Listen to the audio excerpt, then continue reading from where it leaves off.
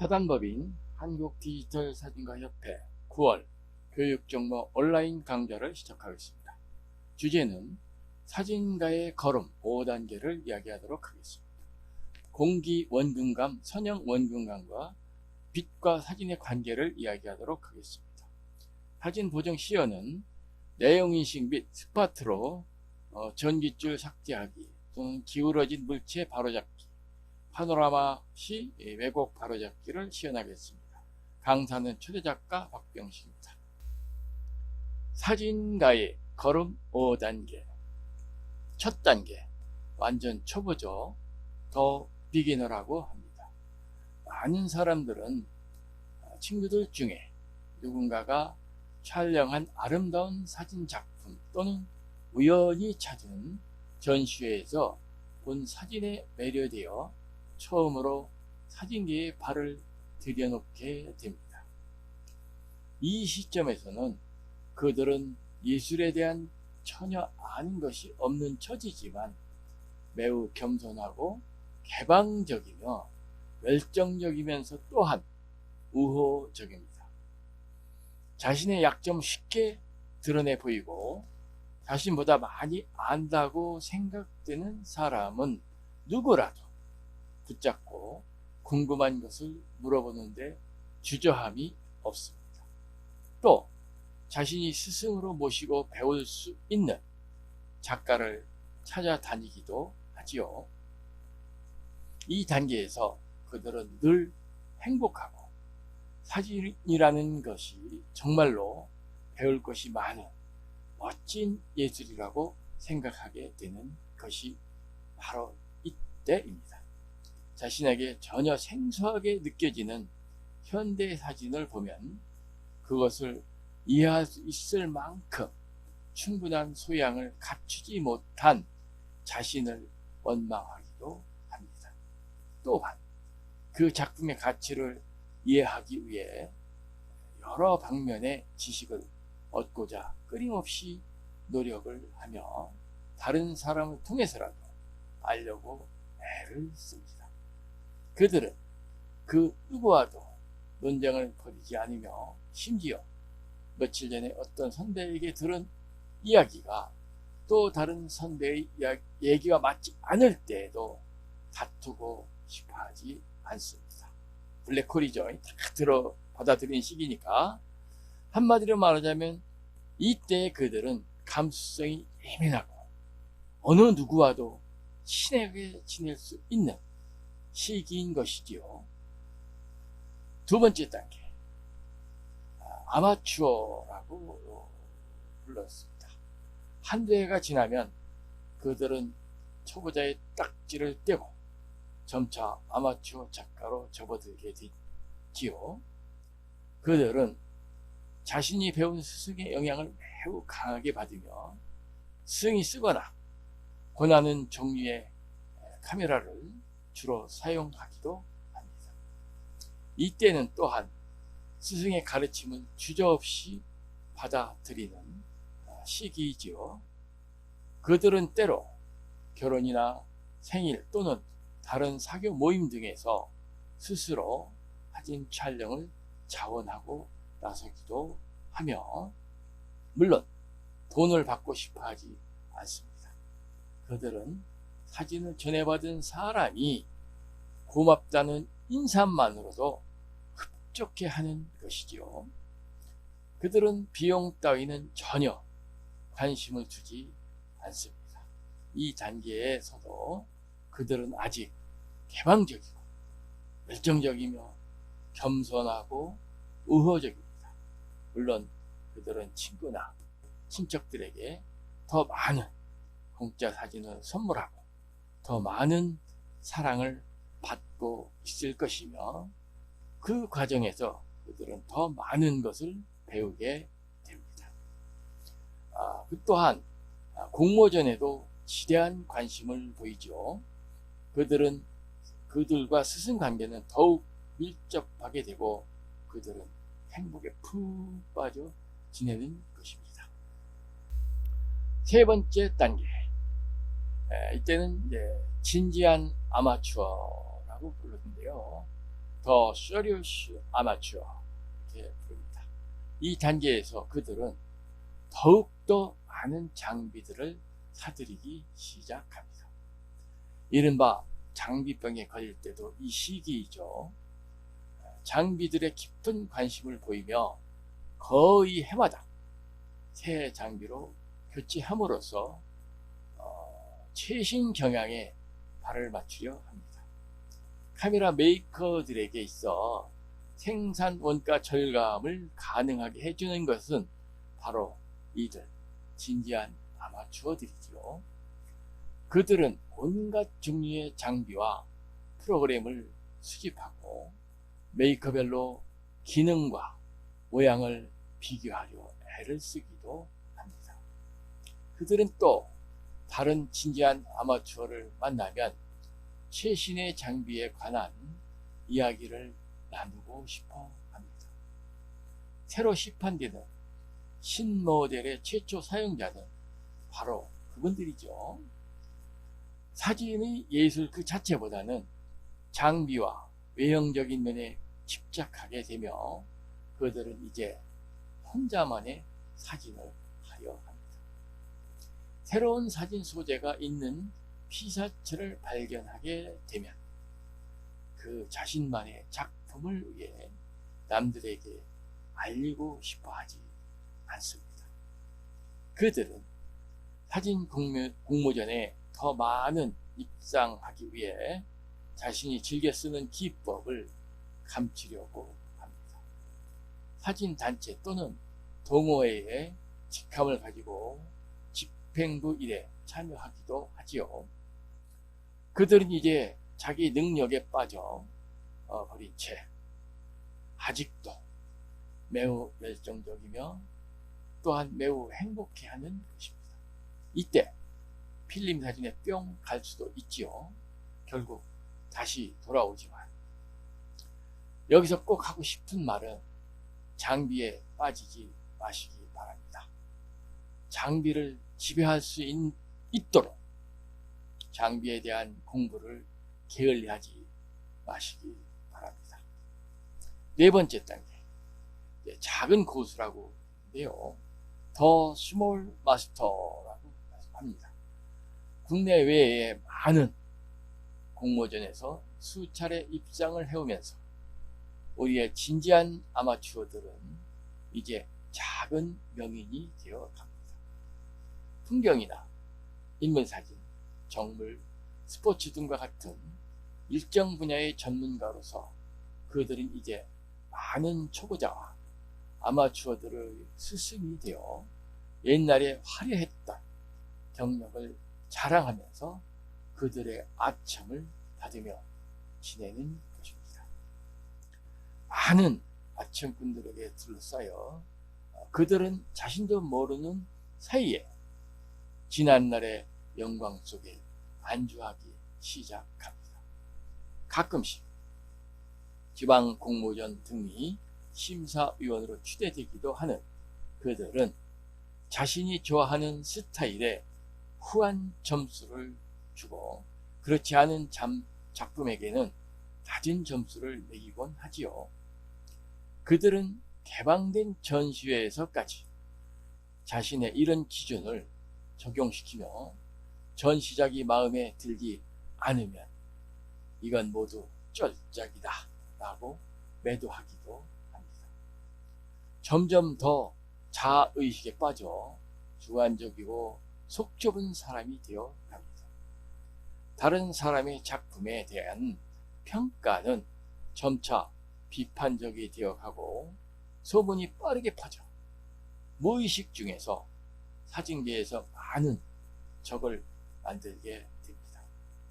그들에게 있어서 전시회에 가는 것은 더 이상 그의 안목을 넓히는 것이 아니라 그 자신의 기준에 맞춰 다른 사람들의 작품을 비판하기 위한 것이 되기도 하죠.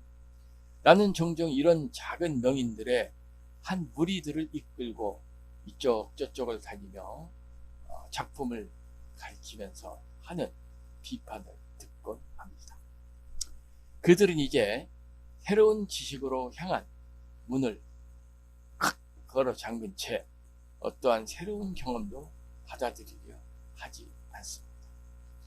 몇 년이 흐른 후 시각예술 분야의 현대적인 조류에 자만치 뒤처지게 되어 결국 눈과 귀가 모두 멀어버리는 것이죠. 그리하여 그들에게 헌신해온 추종자들도 새로운 스승을 찾아 자신의 곁을 떠나버리는 결과를 맞게 됩니다. 왜 이런 일이 생기는지 알려고 노력하지도 않습니다. 사진가로서 그의 눈은 완전히 멀어버린 탓에 그 자신조차도 분명히 볼 수 없게 되어 버리죠. 소속된 단체를 떠나는 시기도 이때이지요. 결론적으로 그들은 더 이상 발전할 수 없는 작은 곳으로 여생을 보내게 되는 것입니다. 다섯 번째 단계, 진정한 고수죠. 더 리얼 마스터. 만약 작은 고수가 아직도 개방적이고 객관적이며 다른 사람들은 돕는 일에 헌신적이고 겸손하며 친절한 마음을 지니고 있다면 그는 마지막 단계인 진정한 명인의 경지에 이르게 될 것입니다. 진정한, 리얼이라고 하죠. 리얼이란 말은 스페인어에서 왕의 경지, 킹리와 같은 뜻으로 쓰이고 있습니다. 그들은 매우 개방적인 심성을 가지고 있으며 그들은 자신이 이해할 수 없는 어떤 사물을 보게 되면 그것을 제대로 이해하기 위해 여러 방면의 시각에서 생각을 해보며 성급한 평가를 내리지 않습니다. 그들은 자신만의 소중한 비법을 남들에게 나누어 주어 남들이 성장할 수 있도록 돕습니다. 또한 그들은 지자들에게 자신과는 다른 사진 경향을 접하고 배우도록 격려하며 궁극적으로는 자신만의 사진 스타일을 스스로 창조하도록 이끌어 줍니다. 그들은 점차 장비 의존도를 줄여 나갑니다. 지자들에게도 어떤 카메라든 훌륭한 작품을 만들 수 있다고 가르칩니다. 사진가로서 자신이 장비를 지배해야지 장비가 자신을 지배하도록 해서는 안 됩니다. 훌륭한 작품을 못 만드는 것은 조명이나 날씨 또는 다른 사람의 탓으로 돌리지 마라. 작품에 대한 모든 책임은 바로 자신에게 있는 것이다. 과거를 나타내는데 트로피 같은 것들은 별 의미가 없다. 과거를 말해줄 수 있는 것은 작품이다. 창조하기 위해 또한 진보하기 위해 당신의 눈에 보이는 것은 물론 보이지 않는 것까지 느끼며 배워야 합니다. 늘 연구하고 고뇌하며 창작에 대한 호기심을 무디게 해서는 안 됩니다. 어떠한 경우에도 안주하거나 무뎌지는 것은 창작 예술가에게는 최대의 적입니다. 생활 속에서도 늘 이런 원칙을 지킨다면 진정한 명인이 될 수 있습니다. 배우지 않고는 창조할 수 없다. You can't create with 이런 얘기죠. 진정한 고수는 하나를 깨우치면 또 새로운 것을 깨우치기 위해 일생 동안 배우고 또 배우는 것이다. 안타깝게도 세상에서는 진정한 고수는 아주 드뭅니다. 진정한 고수는 말을 아끼며 더 많은 창작을 하는 동안 사진계에서 분란을 일으키고 한 목소리 내는 이들은 대부분 속적은 작은 고수들이지요. 스몰 마스터들입니다. 그럼 나는 어떤 부류인가? 솔직히 말해서 나 자신이 이 물음에 대답할 처지가 못 됩니다. 그것은 나의 대답이 공정성을 가지지 않기 때문입니다. 과연 나는 틀리지 않은가? 나는 친절한가? 나는 나의 재능을 나누어주는 데 추적하는가? 너무 계산적이지는 않은가? 라고 자문해 볼 때 그 대답은 결국 다른 이의 몫으로 남겨두어야 할 것입니다. 다만 진정한 고수는 아무리 작은 정보라 해도 소홀하거나 무시하지 않습니다. 자신의 세계와 다르더라도 부정하지 않습니다. 다름에서 또한 배우는 것이지요. 원근감에 대하여 이야기하도록 하겠습니다. 공기 원근감과 선형 원근감이 있습니다. 사진에서 원근감을 표현하고 있는 요소에는 크게 두 가지가 있습니다. 멀리 있는 물질일수록 희미하게 보이는 현상으로 공기 원근감이 있고, 멀리 있는 것일수록 작게 보이는 현상으로 선형 원근감으로 분류할 수 있습니다. 공기 원근감, 대기층의 영향으로 멀리 떨어져 있는 물체가 희미하게 보이는 현상인데요. 이것은 대기 중에 여러 가지 물질들, 즉 공기, 먼지, 안개, 노이즈, 구름 등의 영향을 받아 제대로 전달되지 못하기 때문에 일어나는 것입니다.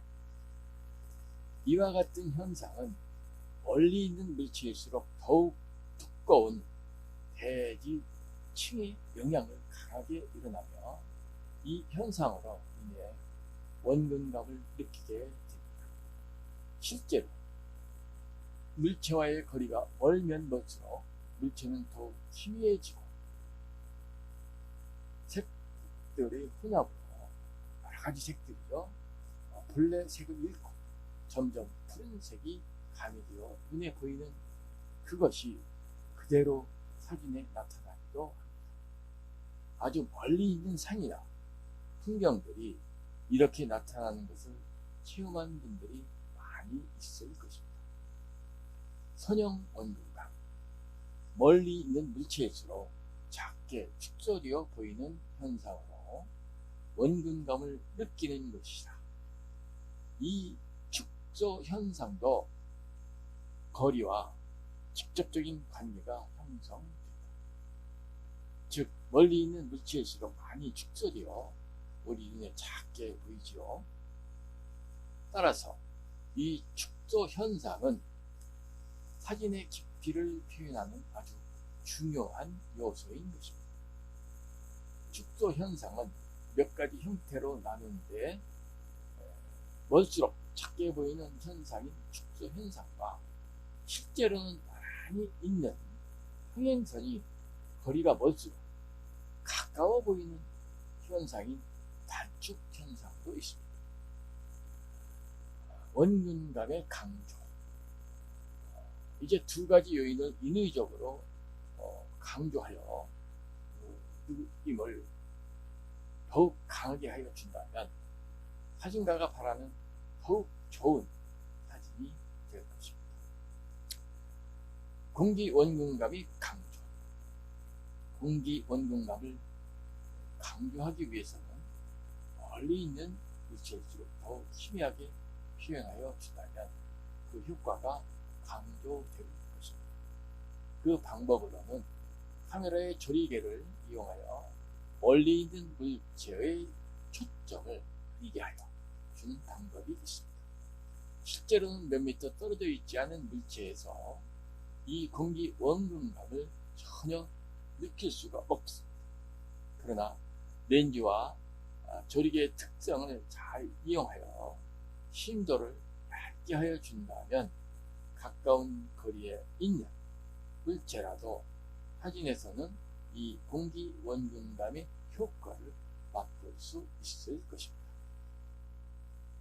여기에서 주의할 것은 가까이 있는 물체를 되도록 또렷하게 표현하여 이 공기 원근감이 강조된 물체와의 거리감을 상징적으로 나타내어 주어야 한다는 것과 멀리 있는 물체를 너무 흐리게 표현하여 그 형태까지 알아볼 수 없도록 한다면 그 효과가 줄어든다는 것이지요.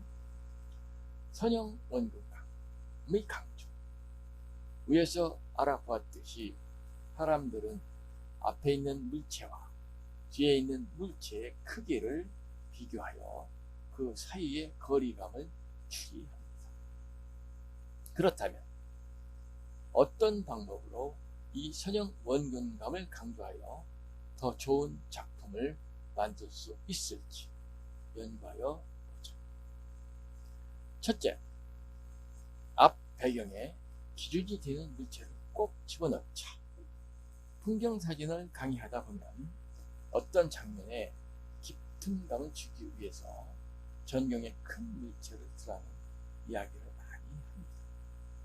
이 전경에 있는 물체를 기준으로 하여 그 나머지 부분의 크기를 비교하고 그것으로 각 물체들 간의 거리를 쉽게 느낄 수 있게 만들어 주라는 이야기이지요. 그래서 풍경 사진에 있어서 근경이 차지하는 비율을 무시할 수 없는 것입니다. 둘째, 최대한 가까이 가라. 이것은 위에서 이야기한 전경의 물체를 되도록 크게 표현하는 것이 유리하다는 말이다.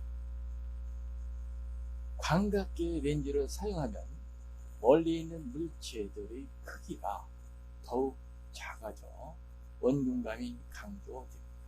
그러나 표준 렌즈를 단지 광각 렌즈로 바꾼다고 해서 같은 지점에서 같은 각도로 사진을 찍는 것만으로 그 원근감이 차이가 나지 않을 뿐만 아니라 더 강한 입체감도 나지 않을 것입니다. 왜냐하면 전경에 있던 물체도 같은 비율로 작아지기 때문이죠. 화각이 넓어져서 작게 축소된 물체들이 더 많이 포함된 것일 뿐 그 크기의 비율은 거의 전과 같을 것입니다. 그렇다면 렌즈를 광각계로 바꾸는 동시에 피사체와의 거리도 바꾸어줘야 합니다. 크기의 기준이 될 전경의 물체에 더욱 가까이 다가가서 그 기준을 더욱 크게 설정하여 주면 멀리 있는 물체들은 상대적으로 더 작게 표현이 되어 원하는 효과를 얻을 수 있을 것입니다. 셋째, 측면에서 구도를 잡아보자. 이것은 평행선의 거리가 멀수록 가까워 보이는 현상인 단축 현상을 응용하여 보는 방법입니다. 예를 들어 네모난 건물 벽면을 찍는다고 가정을 해봅시다. 이 벽면과 많이 서서 정면으로 찍는다면 이 벽면은 직사각형에 이루어 누가 봐도 거리감이 없습니다. 그렇게 없는 그 거리감을 정면을 벗어나 한쪽으로 비켜나 찍는다면 이 벽은 멀리 있는 쪽의 벽면이 좁아지며 하다리꼴을 이루어 그 깊이감이나 입체감이 살아날 것이다. 한 가지 더 예를 든다면 우리가 늘 보아오던 원형의 시계가 완전히 둥근 원으로 표현되었다면 우리의 경험상 이 사진은 시계와 카메라가 나란히 마주보며 정면에서 찍은 사진이라는 것을 알게 되지요. 이렇게 둥그런 모양은 고스란히 간직하고 있는 사진은 깊이감이 묘사되지 않았기 때문에 우리는 깊이의 느낌을 느끼지 못할 것입니다. 그러나 이 시계가 정면을 조금 벗어난 지점에서 촬영되어 타원형의 시계로 표현되어 있다면 이것은 정면이 아닌 다른 각도에서 사진이 촬영된 것이라는 것을 알게 되고, 따라서 피사체가 원근법으로 표현되었음을 인식하게 되어 결과적으로 입체감을 살린 사진이 되는 것입니다. 넷째, 그 밖에 요소들이 있죠. 그 밖에 원근감을 강조될 수 있는 여러 요소들이 있습니다. 위와 같은 조건들을 충분히 고려하여 촬영된 작품이라도 그 요소들이 화면에서 차지하는 비율이 너무 적다면 그 효과가 감소될 것입니다.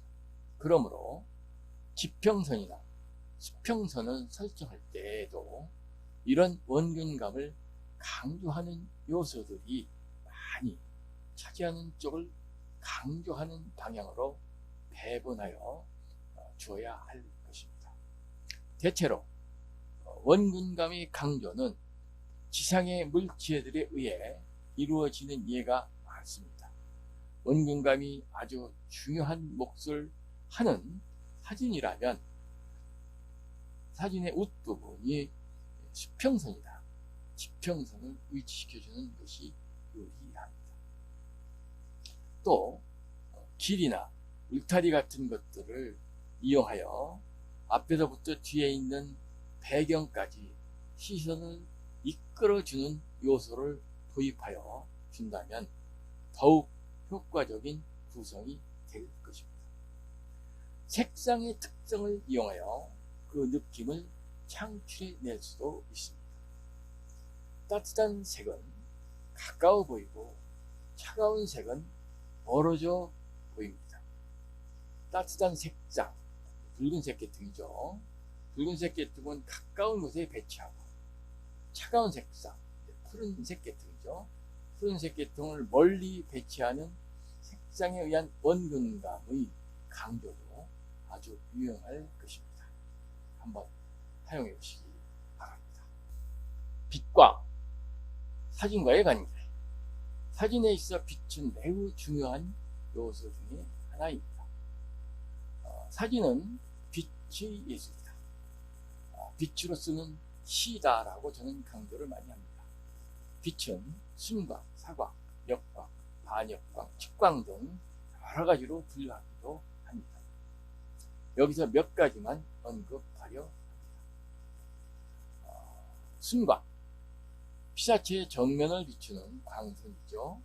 이 광선으로 인물사진 촬영을 하면 대개는 머리카락, 코 밑, 턱 밑에 생기는 그림자로 인해 좋은 사진을 얻기 힘듭니다.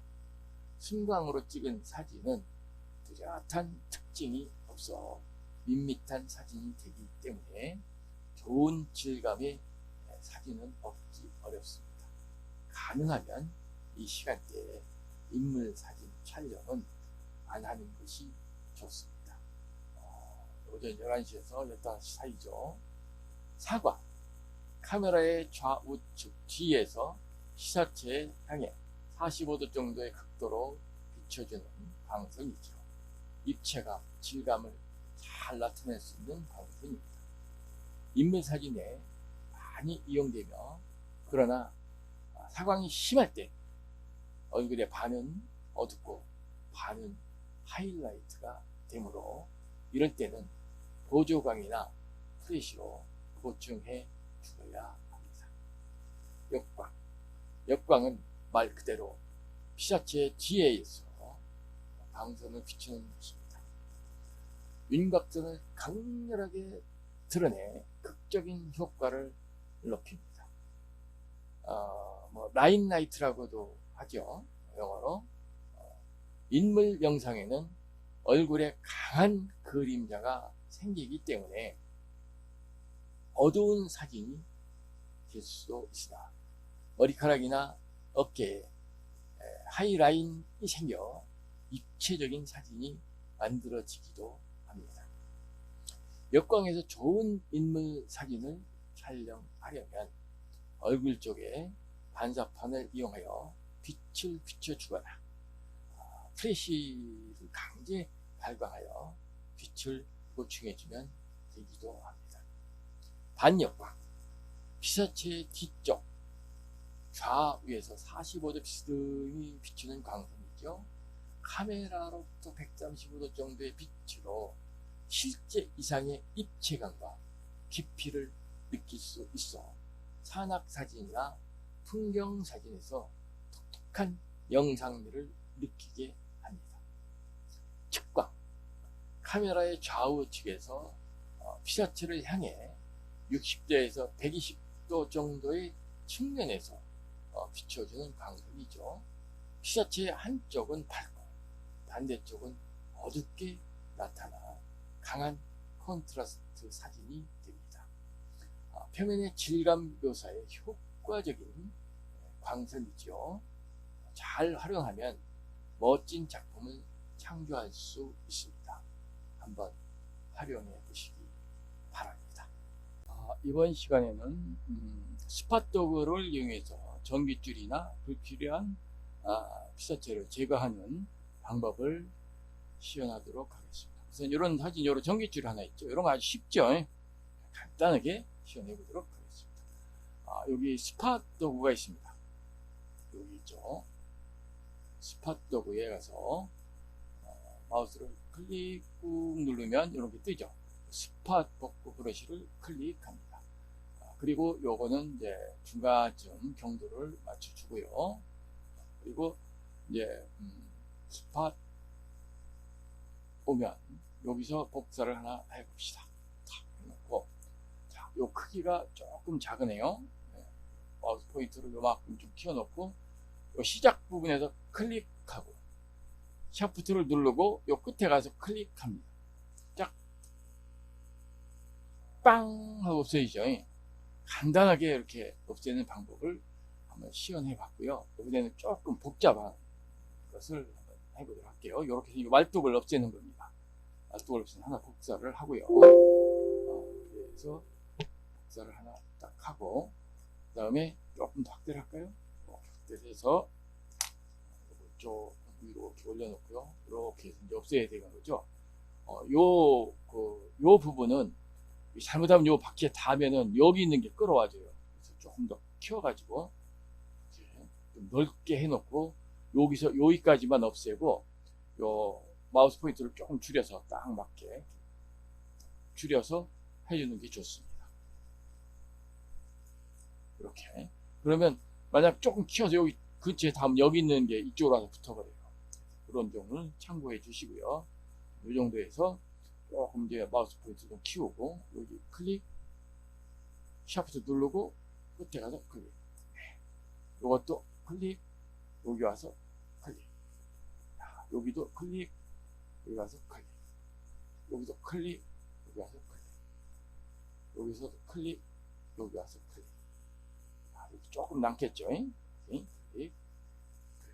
자, 그 다음에 이것도 위에서 시작해가지고 밑에 가서 클릭. 이것도 이렇게 클릭. 이것도 이렇게 클릭. 이것도 이렇게 클릭. 이것도 이렇게 클릭. 자, 어때요? 이거 하고 이거 하고 여러분 보기가 어떤 게 좋은가요? 네. 이렇게 스팟적으로 간단하게 전깃줄도 이런 같은 숲속에 있는 거는 이런 식으로 쫙 없애줄 수가 있습니다. 그래서 한번 활용해 보시기 바랍니다. 다음은 요런 전깃줄이죠. 요런 것을 스팟으로 없애기에는 조금 그래요. 이게 스팟으로 없애려고 그러면 여기서 클릭해 갖고 여기를 딱 없애고 그럼 옆에 있는 게 와서 붙잖아요. 그러면 이게 참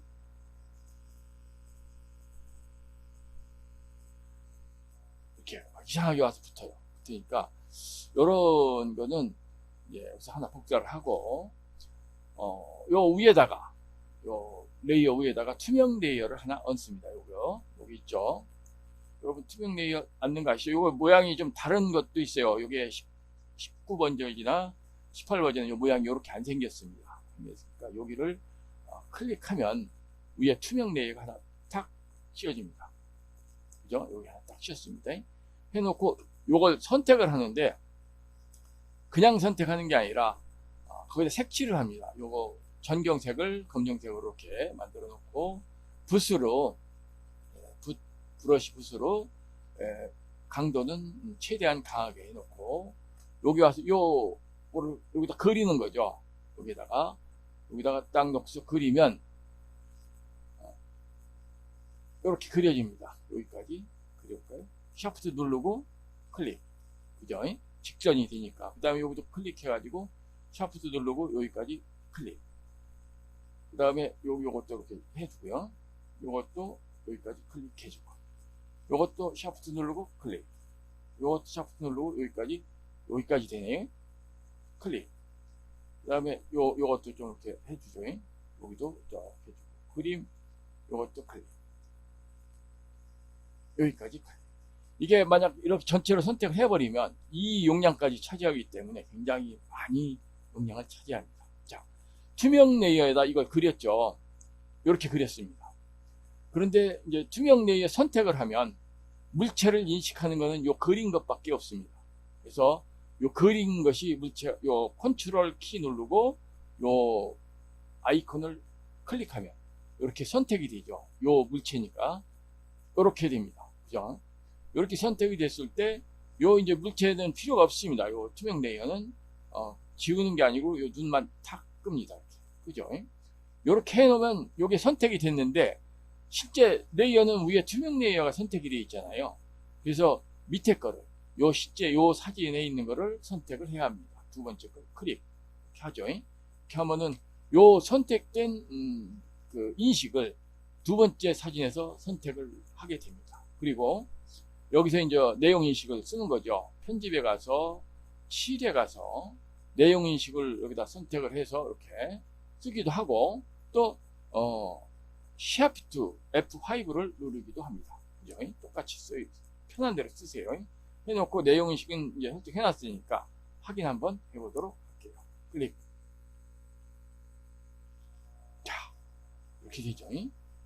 이렇게 되고, 요런 조금씩, 요런 거는 이제 스파 도구나 이제 패치 도구로 살짝씩 이렇게 해서 이쪽으로 이동해 주면 되죠.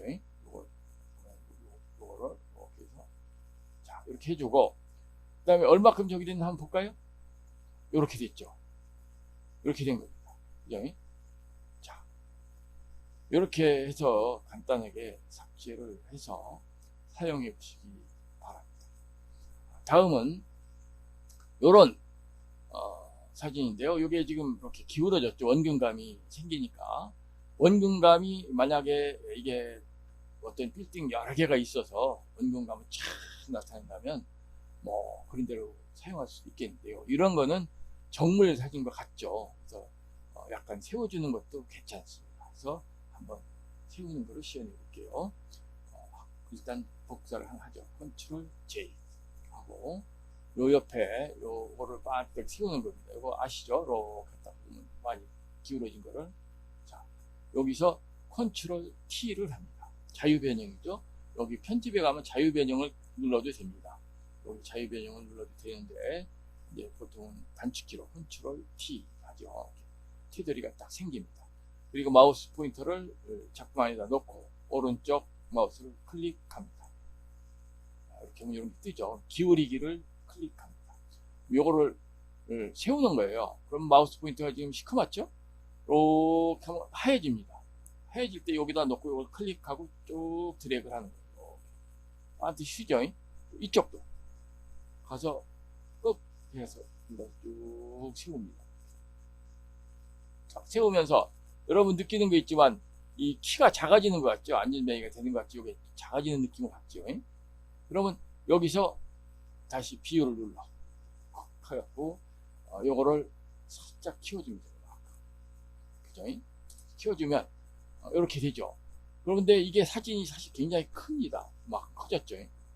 커졌는데 이거를 잘라내는 게 좋습니다. 물론 그냥 뭐 저장을 해도 상관이 없겠죠. 티들이 딱 선택을 해서 이미지에 와서 자르기 크 누르면 탁 잘라지죠. 한번 확인해 볼까요? 자, 컨트롤 T 하면 딱 티들이가 쌓이죠. 자, 엔터 치면 풀립니다. 요렇게 이런 방법으로 세우는 방법이 있습니다. 한번 사용해 보시기 바라고요. 그다음에 이런 것도 일단 복사를 하나 하고요. 잭 해놓고 요거를 컨트롤 T 놓고 여기다 마우스 올리고 오른쪽 마우스 클릭, 기울이기 클릭 하고 요거를 쫙 세웁니다. 그 다음에 이쪽으로 넘어갔죠. 이쪽으로 쫙 다시 세우면 어떻게 돼요? 안진뱅이가 되는 것 같잖아요. 약간 쫙 비율로 눌러서 여기로 쭉 키워줍니다. 이렇게 되겠죠? 이렇게 하면 어때요? 이거 요거 여러분들이 좋을 대로 이렇게 해서 내가 촬영을 할 시에 원근감을 느끼게 하기 위해서 일부러 이런 식으로 촬영했다면 또 그대로 사용해도 상관없습니다. 그러나 좀 이렇게 펴주면 작품이 조금 균형이 잡히지 않나 이렇게 생각을 합니다. 이렇게 하고요. 다음은 이런 이제 파노라마 사진인데요. 이게 지금 제대로 연결이 됐다고 볼 수가 없는 사진이죠. 요거를 씌워내는 방법을 해보도록 하겠습니다. 컨트롤 J 복사해 놓고요. 요것도 역시 컨트롤 T를 누릅니다. 그리고 요것도 역시 기울이기를 씁니다. 클릭하고 여기서 이 공간을 다 이렇게 끌어올립니다. 앞뒤로. 그러면 이게 요거하고 균형이 딱 맞으면서 싹 작아지죠. 한번 해볼게요. 줄여가지고 자 여기 와서 클릭하고 쭉 드래그해서 올립니다. 여기도 클릭해갖고 드래그해서 쭉 내립니다. 클릭해서 다시 쭉 올립니다. 쭉 그죠? 자 됐습니다. 그 다음에 이쪽이 약간 기울어진 이것도 살짝 잡아줄까요?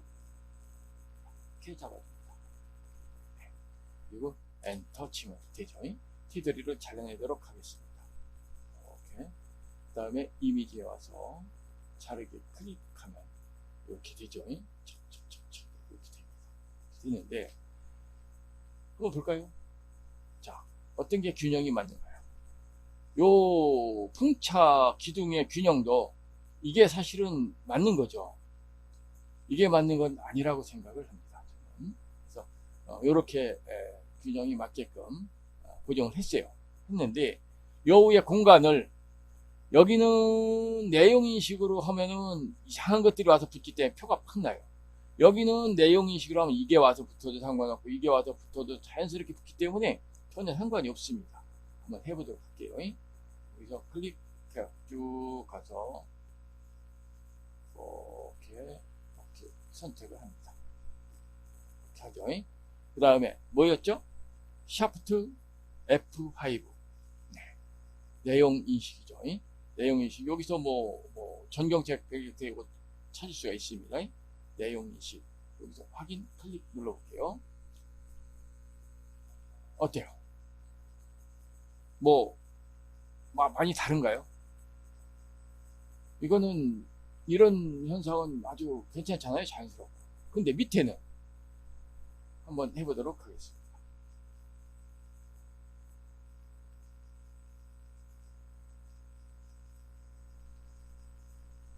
자, 이렇게 있죠. 샤프트 F5 쿨. 그 다음에 확인 짱 누르면 어때요? 여기 있는 게 와서 붙었죠. 이게 뭡니까? 요거죠. 요거, 그죠? 요거. 여기서 요만큼이 이쪽에 와서 붙고, 이쪽은 여기서 붙었죠. 여기 있는 게. 이거는 여기 있는 게 붙었습니다. 그죠?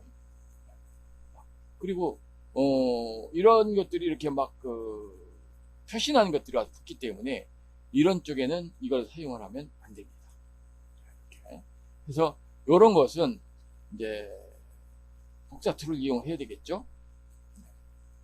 그래서 이걸 다 복사로 채우려 하지 말고 이만큼 자를 거니까 요 끄트머리만 살짝 이렇게 복사툴로 해서 저는 이걸 한 요 정도만 했으면 합니다. 근데 만약에 이걸로 다 채워줘도 상관없겠다 본인 생각이 그러시면 뭐 그렇게 하셔도 됩니다. 다만 제는 추천을 할 수가 없네요. 이 정도